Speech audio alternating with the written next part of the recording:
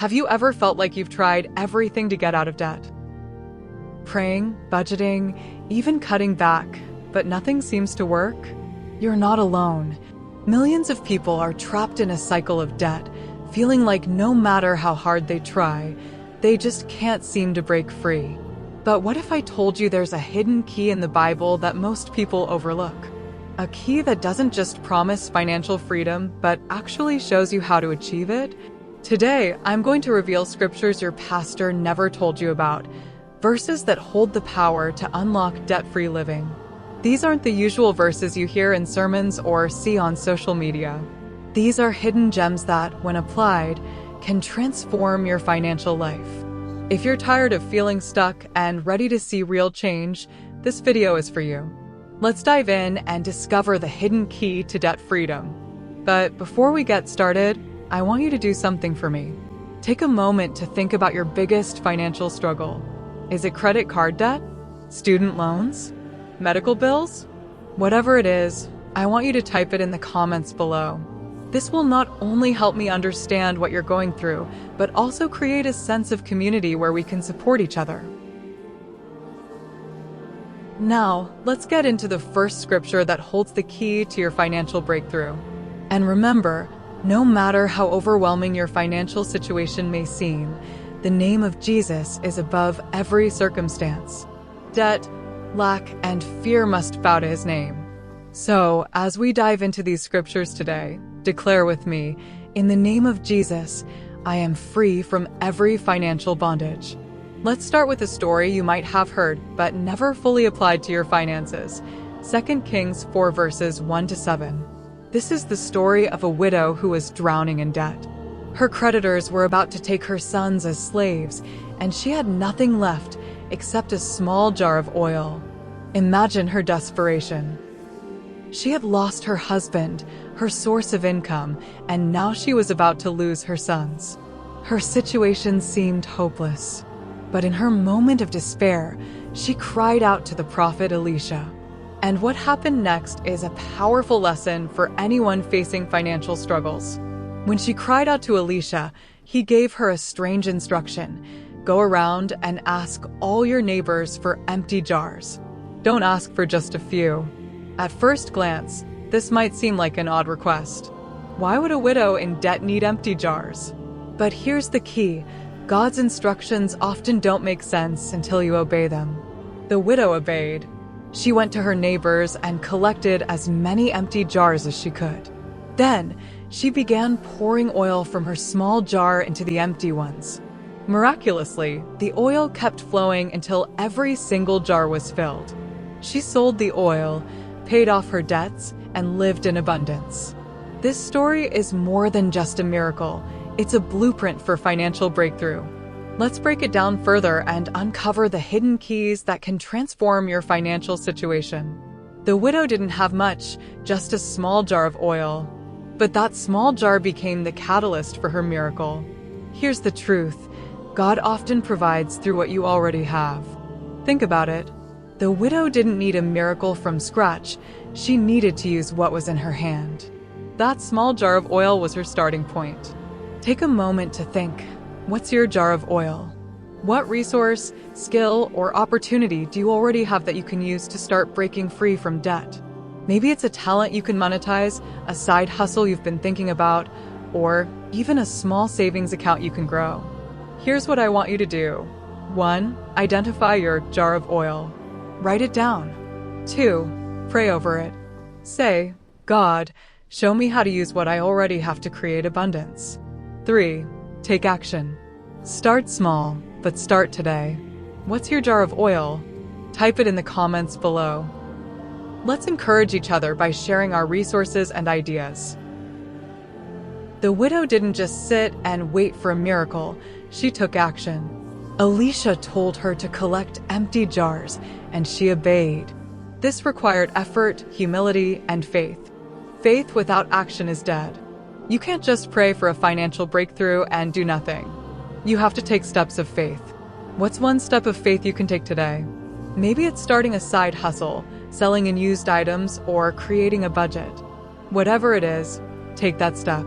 What's one step of faith you're committing to take this week? The widow's obedience to Elisha's instructions led to her financial breakthrough.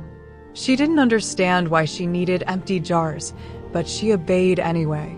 And because of her obedience, she experienced abundance.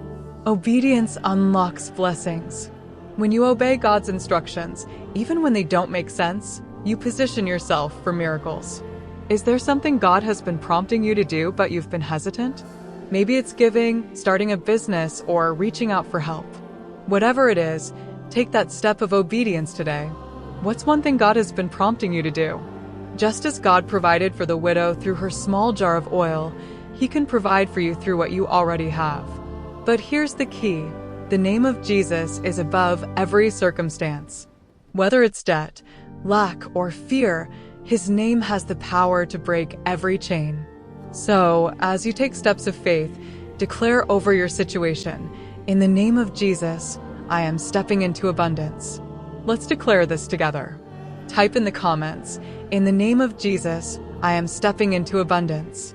Let's release our faith and believe God for breakthroughs. Now, I want to hear from you. What's your jar of oil? What step of faith are you taking this week? Type it in the comments below. Let's encourage each other and believe God for miracles. Next, let's look at Psalm 34 verse 10. "The lions may grow weak and hungry, but those who seek the Lord lack no good thing." This verse is a game changer. It's not just about God providing, it's about Him providing good things. But here's the catch, you have to seek Him first. Many of us seek money, jobs, or quick fixes, but this verse reminds us to seek God Himself. When you prioritize your relationship with Him, everything else falls into place. Let's dive deeper into this. The verse starts by talking about lions, strong, powerful animals that still grow weak and hungry. Even the strongest among us can't provide for ourselves indefinitely. But those who seek the Lord lack no good thing. What does it mean to seek the Lord? It means to prioritize your relationship with Him above all else. It means spending time in prayer, reading His Word, and aligning your life with His will. When you do this, you position yourself to receive His provision. But here's the beautiful truth. The name of Jesus is above every circumstance. No debt, no lack, no financial struggle can stand against His name. So, as you seek Him today, declare, "In the name of Jesus, I lack no good thing." Seeking God first means making Him the center of your life. It's not just about asking for blessings, it's about building a relationship with Him. Think about it this way. When you seek God first, you're saying, "Lord, I trust you more than my paycheck, my savings account, or my job." This level of trust positions you to receive His provision. Take a moment to evaluate your priorities. Are you seeking God or just His blessings? If you're honest with yourself, you might realize that you've been focusing more on your financial problems than on your relationship with God. Here's what I want you to do. 1. Set aside time daily to seek God. This could be through prayer, Bible study, or worship. 2. Surrender your finances to Him. Pray, "Lord, I surrender my finances to you. I trust you to provide for all my needs." 3. Take action. While you're seeking God, don't neglect practical steps like budgeting, saving, and paying off debt. Pause and ask yourself, are you seeking God or just His blessings? Type in the comments, "I'm seeking God first." Let's hold each other accountable and encourage one another to keep God at the center of our lives. Surrendering your finances to God is a powerful act of faith. It's saying, "Lord, I can't do this on my own. I need you." When you surrender, you release the burden of trying to figure everything out on your own. You invite God to take control and work miracles in your situation. Write down your biggest financial worry. Then, pray this prayer, "Lord, I surrender this to you. I trust you to provide and guide me." What's one financial worry you're surrendering to God today? Type it in the comments. Let's pray for each other and believe God for breakthroughs. While seeking God is essential, it's also important to take practical steps. Faith without works is dead. Here are some practical steps you can take. 1. Create a budget. Track your income and expenses to see where your money is going. 2. Start saving. Even if it's just a small amount, Start building an emergency fund. 3. Pay off debt. Use the debt snowball or avalanche method to tackle your debts one by one. Choose one practical step to focus on this week. Write it down and commit to taking action. What's one practical step you're committing to take this week? Type it in the comments. Let's encourage each other to take bold steps toward financial freedom. Now, let's talk about Haggai 2 verse 8. The silver is mine, and the gold is mine, declares the Lord Almighty. This verse is a powerful reminder that everything belongs to God. When you're struggling with debt, it's easy to feel like your money is out of control. But this scripture shifts your perspective. God owns it all, and He can redirect resources to meet your needs. Let's break this down. In the context of Haggai, God is reminding His people that He owns everything, and He can provide for the rebuilding of the temple. Similarly, when you're facing financial challenges, you can trust that God has the resources to meet your needs. This verse also reminds us that money is not the root of all evil, the love of money is. Money itself is a tool that God can use to bless you and others. When you see money as God's resource, it changes how you handle it. But here's the powerful truth: the name of Jesus is above every circumstance. When you declare His name over your finances, you release His power to transform your situation. So, pray with me.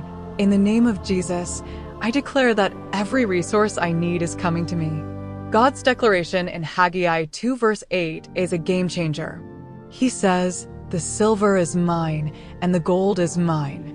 This means that everything we have, our money, our resources, even our abilities, belongs to Him. When you truly grasp this truth, it changes how you view your finances.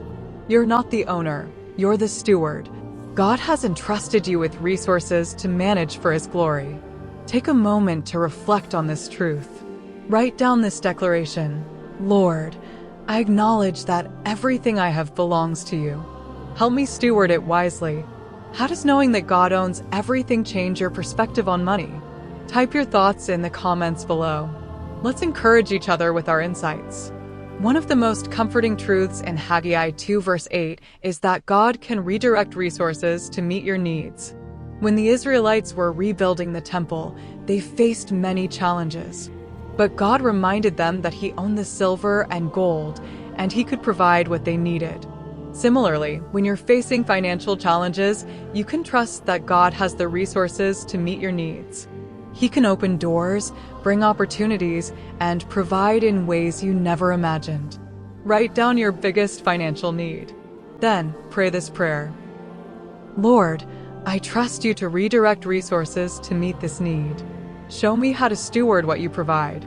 What's one financial need you're trusting God to provide for? Type it in the comments. Let's pray for each other and believe God for breakthroughs. Haggai 2 verse 8 also reminds us that money is a tool. It's not evil, it's how we use it that matters. When you see money as God's resource, it changes how you handle it. Money can be used to bless others, advance God's kingdom, and create opportunities. It's not just about accumulating wealth, it's about using what God has given you to make a difference. Think about how you can use your resources to bless others. Maybe it's giving to someone in need, supporting a ministry, or investing in a business that creates jobs. Write down one way you can use your money as a tool for blessing. How are you using your money to bless others? Share your ideas in the comments. Let's inspire each other to be good stewards of God's resources. Finally, let's look at a story of debt cancellation in Nehemiah 5 verses 1 to 13. The people of Israel were in deep financial trouble, burdened by heavy taxes and debt. Nehemiah, their leader, didn't just pray, he took action. He confronted the lenders and demanded justice, saying, "Let us stop charging interest." Here's the hidden key. Debt cancellation often requires bold action. It's not just about praying. It's about taking steps to confront the systems or habits that keep you in debt. Let's dive deeper into this story. The people were in such dire straits that they had to mortgage their fields, vineyards, and homes just to pay their taxes. Some even had to sell their children into slavery. When Nehemiah heard this, he was furious.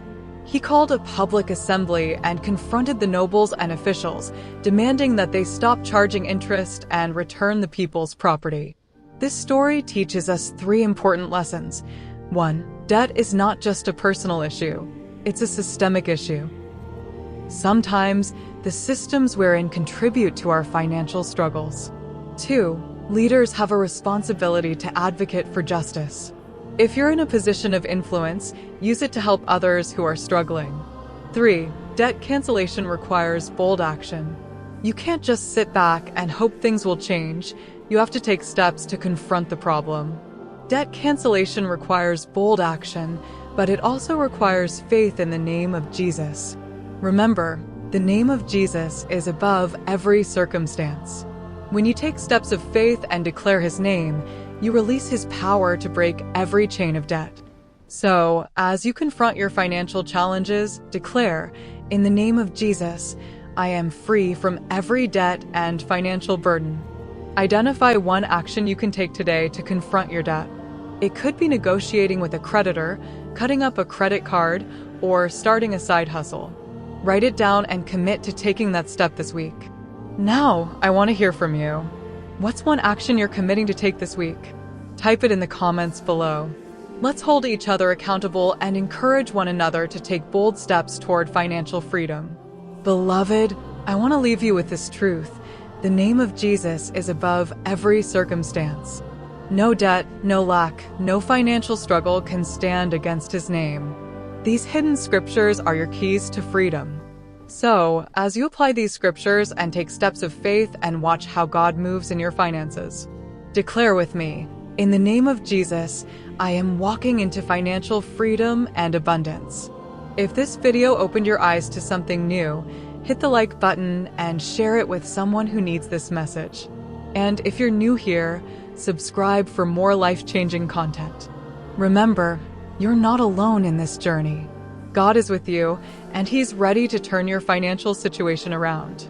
Until next time, stay blessed and walk in freedom.